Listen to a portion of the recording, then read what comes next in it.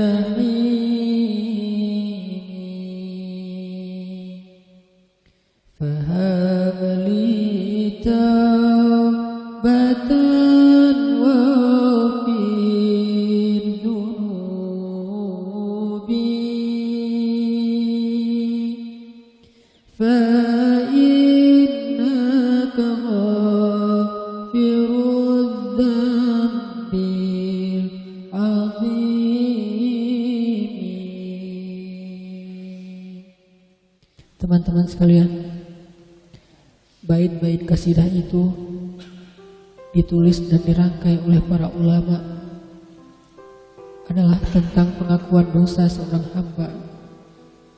Ketika seorang hamba berada di puncak penyesalan dan merasa tahu diri bahwa dia adalah seorang hamba yang kotor, sehingga dia mengatakan, Ilahi, lastu lil firdausi ahla.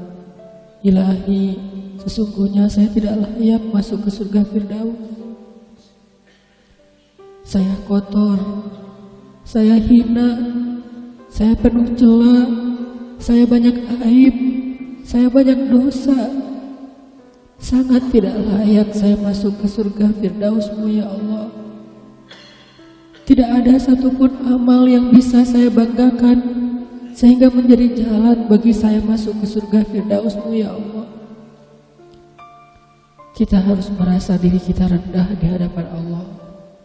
Itulah kenapa kita sujud.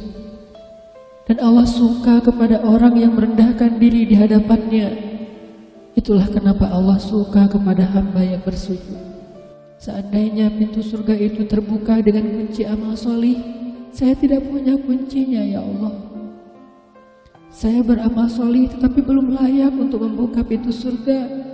Saya sholat, saya puasa, saya tarawih, saya sedekah, tapi semua itu belum cukup untuk membuka pintu surga karena keterbatasan amal solih saya.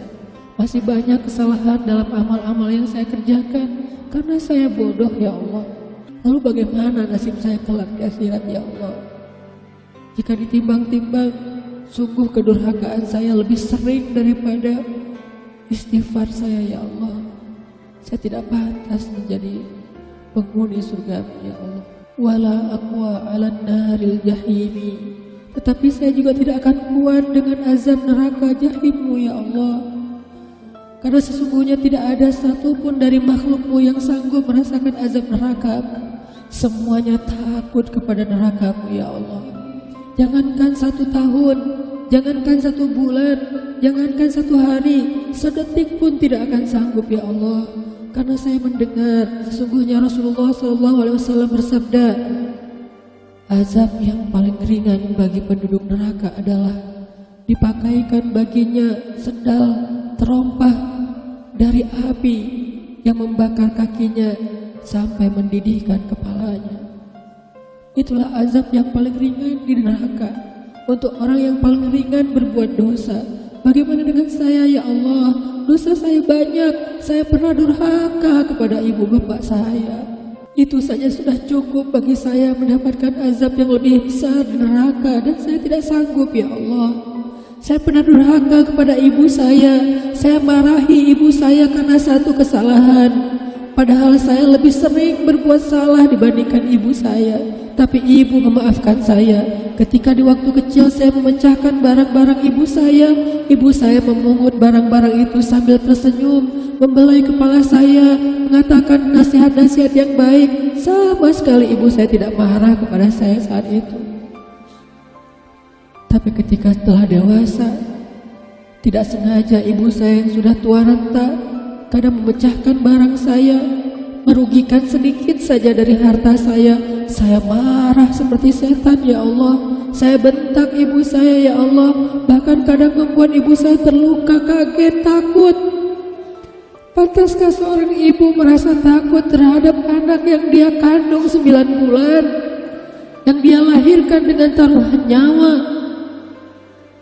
yang dia susui dengan darah dagingnya, yang dia didik, dia jaga, yang dia berjaga di malam hari tidak tertidur demi untuk menjaga anaknya dari seekor gigitan nyamuk. Pantaskah ibu merasa takut terhadap anaknya sendiri?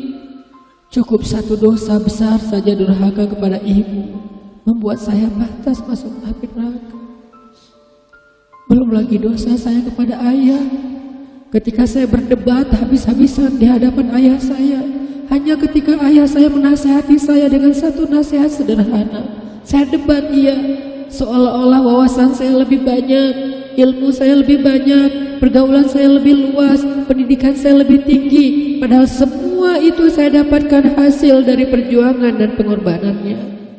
Ketika keduanya sudah menjadi tua dan lemah, kadang keduanya rindu kepada saya, ya Allah. Mereka memberi kami pesan, ya Allah. Mereka bertanya, bagaimana kabarmu anakku? Tapi kami tidak peka. Hati kami tertutup dengan ego dan sombong. Kami tidak bisa membaca teks itu dari perasaan mereka. Kami hanya membaca teks mereka dan tidak segera membalasnya. Kami anggap teks dari orang tua kami tidak penting, masih bisa ditunda untuk dijawab nanti sore. Padahal mereka sedang kangen, sedang rindu kepada kami, ya Allah. Mereka tidak mengatakan kami rindu kepadamu, wahai anakku, karena mereka tahu kalimat itu akan mengganggu kami. Kalimat itu akan menjadikan hari kami tidak lagi mudah. Kalimat itu akan merusak konsentrasi kami dalam bekerja. Kalimat itu akan menghalangi banyak urusan kami, sehingga mereka menahan diri. Mereka hanya bertanya, apa kabar kami? Lalu kapan kami berbakti kepada mereka, ya Allah? Sampai seusia ini kami masih merepotkan mereka, ya Allah. Kapan kami akan berbakti kepada mereka? Rasanya kami lupa. Entah kapan kami pernah memijat kaki mereka setelah mereka seharian bekerja.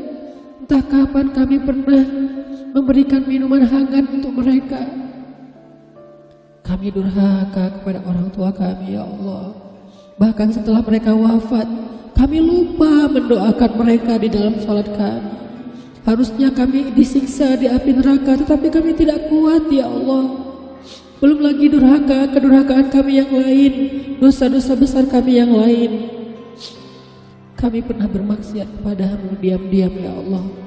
Kami pernah berbuat dosa diam-diam, dan padahal kami tahu itu dosa besar. Tapi kami tidak peduli. Kami tidak takut kepadamu, seolah-olah ancamanmu itu hanyalah mitos, seolah-olah ancamanmu itu hanyalah fiktif, seolah-olah apa yang kau firmankan di dalam Al-Quran itu tidak benar-benar ada. Kami sombong, menantangmu dengan berbuat dosa. Banyak dosa yang kami tidak bisa menyebutkan satu persatu, ya Allah. Keluh lidah kami untuk menyebutkan dosa-dosa kami, ya Allah. Malu untuk menyebutkan dosa-dosa kami, ya Allah. Tidak ada yang bisa kami harapkan darimu selain Engkau terima taubat kami, ya Allah. Fahabli taubatan, beri kami taubat yang nasuha, ya Allah. Terima taubat kami, ya Allah. Kami belum berani meminta surgamu, kami juga tidak akan kuat dengan nerakamu. Kami meminta, terimalah taubat kami, penyesalan kami, janji kami untuk kembali kepadamu, memperbaiki diri. Teman-teman sekalian, mari kita baca bait itu dengan penyesalan.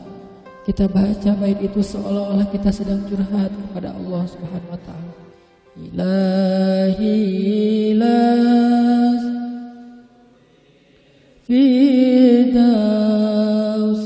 ahla wa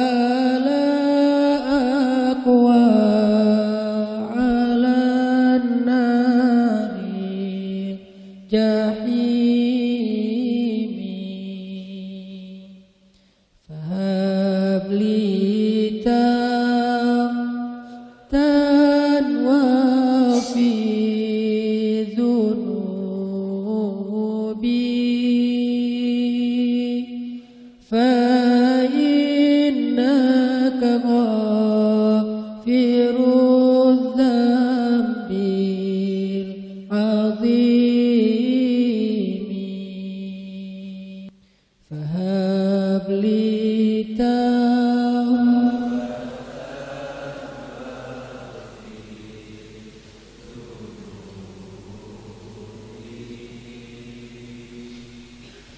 fa